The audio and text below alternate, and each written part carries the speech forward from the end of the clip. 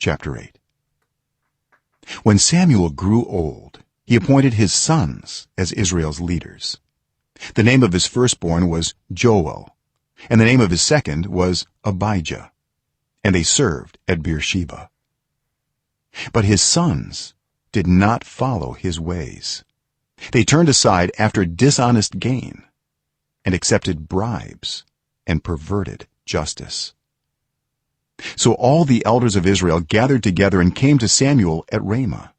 They said to him, "You are old, and your sons do not follow your ways.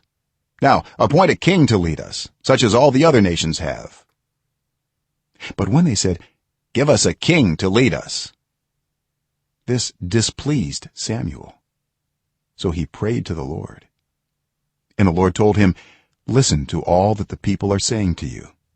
It is not you they have rejected, but they have rejected me as their king, as they have done from the day I brought them up out of Egypt until this day, forsaking me and serving other gods.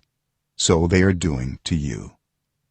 Now listen to them, but warn them solemnly, and let them know what the king who will reign over them will claim as his rights." Samuel told all the words of the Lord to the people who were asking him for a king. He said, "This is what the king who will reign over you will claim as his rights. He will take your sons and make them serve with his chariots and horses, and they will run in front of his chariots. Some he will assign to be commanders of thousands and commanders of fifties, and others to plow his ground and reap his harvest, and still others to make weapons of war and equipment for his chariots. He will take your daughters to be perfumers and cooks and bakers. He will take the best of your fields and vineyards and olive groves and give them to his attendants. He will take 1/10 of your grain and of your vintage and give it to his officials and attendants. Your male and female servants and the best of your cattle and donkeys he will take for his own use. He will take 1/10 of your flocks, and you yourselves will become his slaves. When that day comes, you will cry out for relief from the king you have chosen, but the Lord will not answer you in that day." But the people refused to listen to Samuel.